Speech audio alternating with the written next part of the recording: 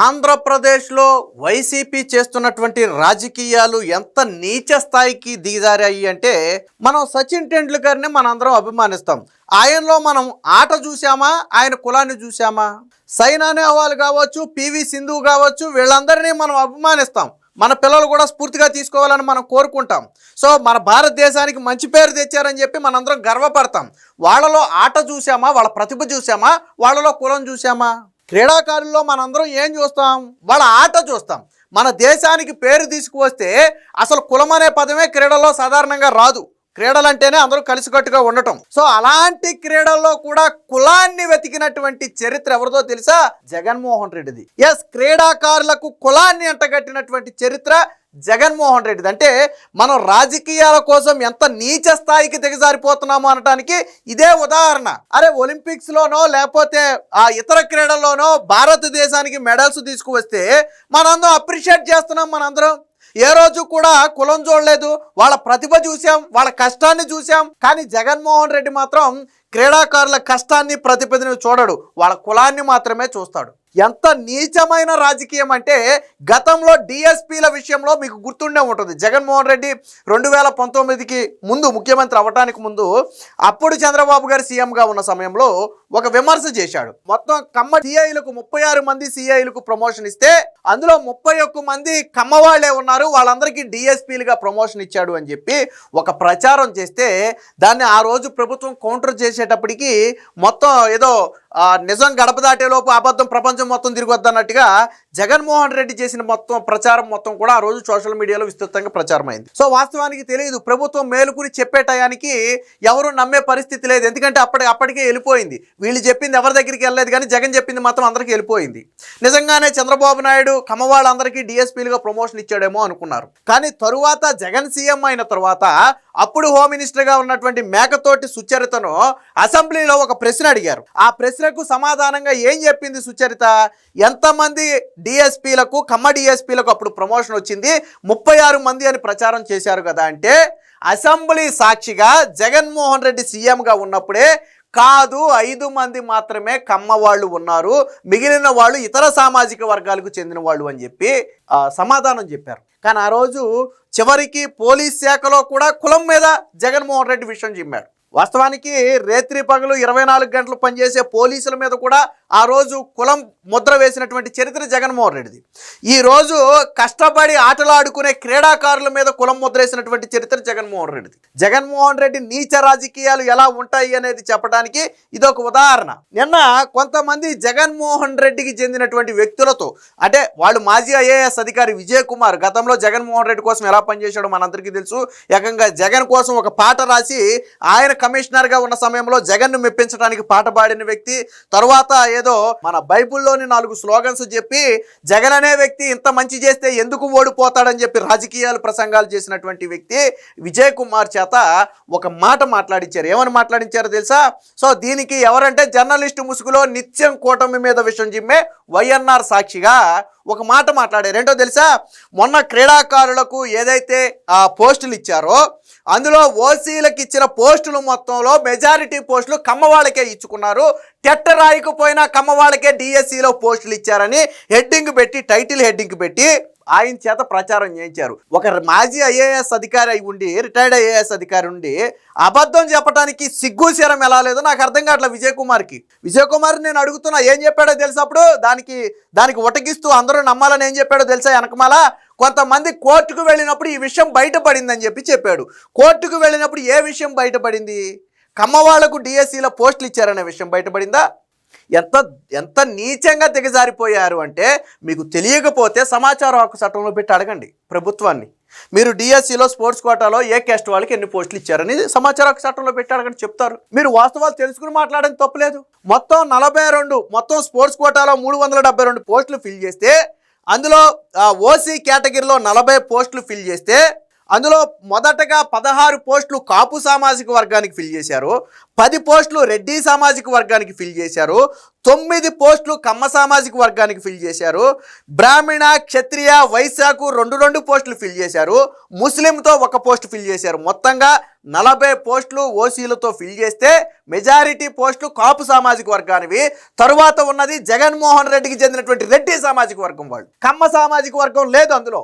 కమ్మ సామాజిక వర్గానికి 9 పోస్టులు వచ్చాయి. వాస్తవానికి ఇది కులానికి సంబంధించింది కాదు, క్రీడా ప్రతిభకు సంబంధించిన విషయం. కాకపోతే దురదృష్టం ఏంటంటే ఈరోజు వాళ్ళు మాట్లాడారు కాబట్టి నిజం చెప్పడం కోసం కులం గురించి మాట్లాడాల్సి వస్తుంది. కానీ క్రీడాకారుల విషయంలో కులం గురించి మాట్లాడటం అంటే అంతకంటే నీచమైన విషయం కోటి లేదు. కానీ ఈరోజు జగన్ చేసినటువంటి విష ప్రచారాన్ని ప్రజలకు తెలియజేయాలి కాబట్టి ఏ క్యాస్ట్కి ఎన్ని పోస్టులు వచ్చాయి అనేది చెప్పాల్సిన పరిస్థితి, అలాంటి దౌర్భాగ్య పరిస్థితి వచ్చింది. ఇప్పుడు ఒలింపిక్స్లో ఒక వ్యక్తి మెడల్ కొట్టాడండి, అతను ప్రతిభ చూస్తారా, కులం చూస్తారా? ఏ కులం అయితే ఏంటి, ఏ కులం అయితే ఏంటి, ఎస్సీ అయితే ఏంటి, బీసీ అయితే ఏంటి, ఓసీ అయితే ఏంటి, అతని ప్రతిభ కదా మనం చూడాలి. కానీ గోల్డ్ మెడల్ కొట్టిన వ్యక్తి కమ్మ సామాజిక వర్గానికి చెందిన వాడైతే ఆడికి పోస్ట్ ఎలా ఇస్తారు?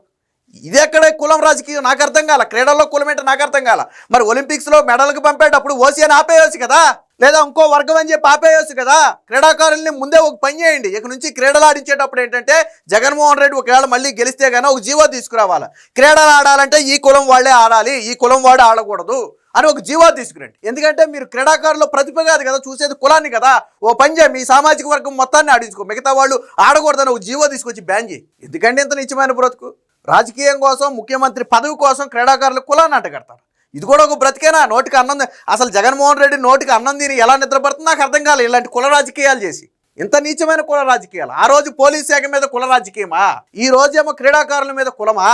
రాజకీయం కోసం, ముఖ్యమంత్రి పదవి కోసం ఇంత దిగజారిపోవాలా? ఇలాంటి బ్రతుకు అవసరమా?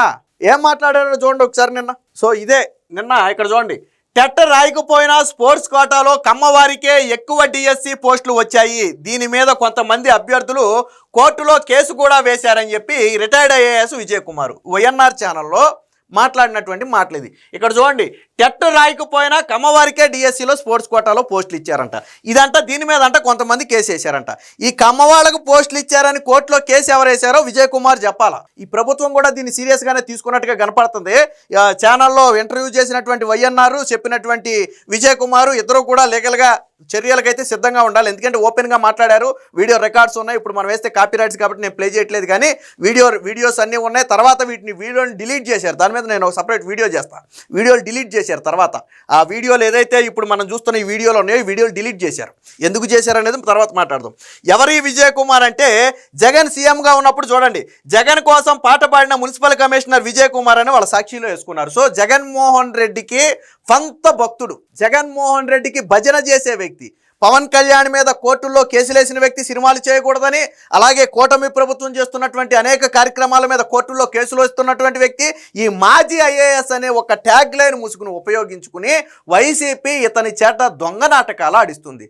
నాకు ఒక మాజీ ఐఏఎస్ అధికారి ఉండి ఎంత నిక్కర్చిగా, నిర్లజ్జగా ఒక క్రీడల మీద కులాన్ని అంటగట్టే పరిస్థితి ఎందుకు వచ్చిందో నాకు అర్థం కావట్లా. ఆయన ఐఏఎస్ ఎలాగయ్యాడో నాకు అర్థం కావట్లా. ఆ బుద్ధితో అన్నేళ్ళు ఉద్యోగం ఎలా చేశాడో నాకు అర్థం కావట్లా.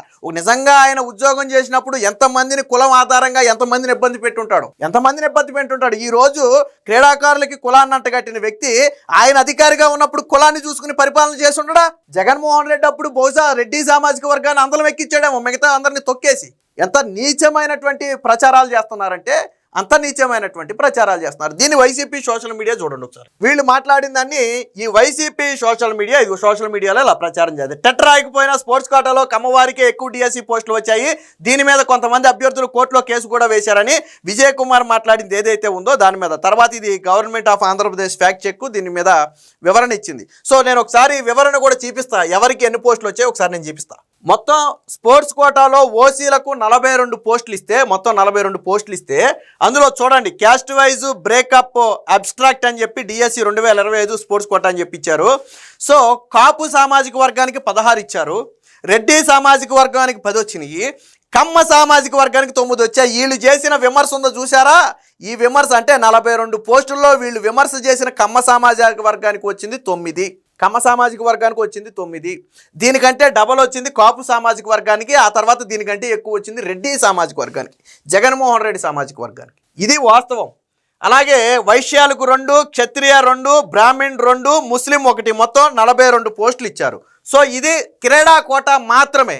అలాగే మొత్తం డిఎస్సి పరంగా కూడా ఒకసారి చూద్దాం. మొత్తం డిఎస్సిలో ఉన్నటువంటి ఇతర అంటే 372 పోస్టులను మనం ఒకసారి కనుక పరిశీలిస్తే ఎస్సీకి 72 పోస్టులు వచ్చాయి. అంటే మెజారిటీ పోస్టులు ఎస్సీ కేటగిరీకి వచ్చాయి, 72 పోస్టులు వచ్చాయి. బీసీడీకి 63 పోస్టులు, బీసీఏకి 53 పోస్టులు, బీసీబీకి 48 పోస్టులు, ఓసీకి 42 పోస్టులు, అలాగే ఎస్సీకి 38 పోస్టులు. అంటే ఎస్సీ గ్రేడ్ 3, గ్రేడ్ 2 అని 2 రకాలుగా విభజించారు. 38 పోస్టులు అంటే ఇదొక 72, ఇదొక 38, దాదాపుగా 110 పోస్టులు కేవలం ఎస్సీ సామాజిక వర్గానికి. 372 పోస్టుల్లో ఎస్సీ సామాజిక వర్గానికి 110 పోస్టులు ఇచ్చారు. అంటే మరి ఇందులో ఎవరికి ఎక్కువ పోస్టులు వచ్చాయండి? వాస్తవానికి క్రీడా ప్రతిభ చూపించారు కాబట్టి వాళ్ళు పోస్టులు పొందారు, తప్పులేదు. కానీ ఎవరికి ఎక్కువ వచ్చాయి ఇక్కడ అది.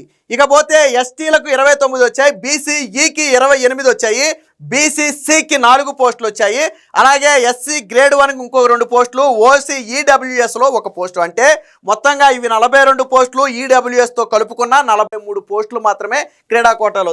దీని ప్రకారం ఇక్కడ అబ్స్ట్రాక్ట్ కూడా ఇచ్చారు చూడండి, ఎవరికి ఎన్ని అనేది ఒక అబ్స్ట్రాక్ట్ కూడా ఇచ్చారు. సో మెజారిటీ పోస్టులు ఎవరు పొందారయ్యా అంటే ఎస్సీ సామాజిక వర్గం. 110కి పైగా 112 సుమారు పోస్టులు, మొత్తం 372 పోస్టుల్లో ఎస్సీ సామాజిక వర్గానికి వచ్చాయి. మన క్రీడా కోటా గురించి మాత్రమే మాట్లాడుతున్నాం. మరి ఆ లెక్కనే మరి ఇప్పుడు ఏమనాలి మనం? దళితుల పక్షాన నిలిచిన కూటమి ప్రభుత్వం అని మాట్లాడాలి కదా. నిజంగా కులం ఆధారంగా మనం మాట్లాడాలంటే ఈరోజు ఎస్సీలకు ప్రధానమైనటువంటి పోస్టులు ఇచ్చింది కాబట్టి దళితుల పక్షాన్ని నిలబడ్డారని మాట్లాడాలి కూటమిని. అంతేగాని మొత్తం పోస్టుల్లో 42 పోస్టులు ఓసీ సామాజిక వర్గానికి వచ్చినటువంటి 42 పోస్టులను ఎంత నీచ రాజకీయం చేశారు అంటే ఎంత దారుణమైనటువంటి పరిస్థితిలో ఉన్నారు చూడండి. ఈరోజు ప్రపంచ స్థాయిలో వెలుగొందినటువంటి క్రీడాకారులని గుర్తిస్తుంటే ఇతర దేశాలు, ఇతర రాష్ట్రాలు సన్మానించి వాళ్ళని అందలమెక్కిస్తుంటే జగన్మోహన్ రెడ్డి నీచ బుద్ధి ఎక్కడ ఆగిపోయిందంటే వాళ్ళ కులం దగ్గర ఆగిపోయింది.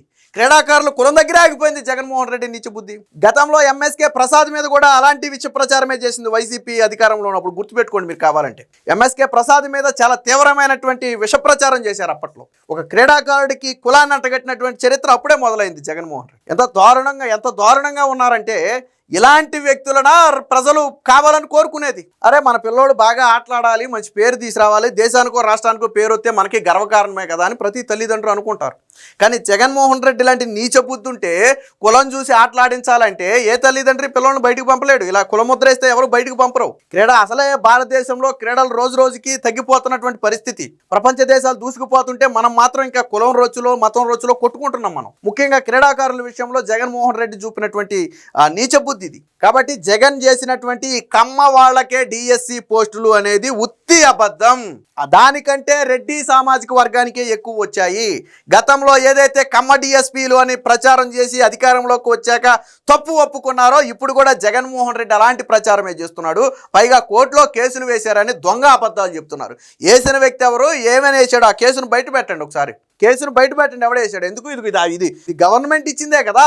ఇది తప్పు అయితే మీరు కోర్టుకి వెళ్ళండి. లేదు కమ్మ వాళ్ళకి 9 అని చెప్పారు, 20 మందికి ఇచ్చారు, లేకపోతే 25 మందికి ఇచ్చారు, అలా వెళ్ళండి, కోర్టుకి వెళ్ళండి మీరు. కాబట్టి జగన్మోహన్ రెడ్డి నీచ రాజకీయం, ముఖ్యంగా డిఎస్సి మీద చేస్తున్నటువంటి రాజకీయం ఎంత నీచంగా ఉంది అనడానికి ఇదే ఒక ఉదాహరణ.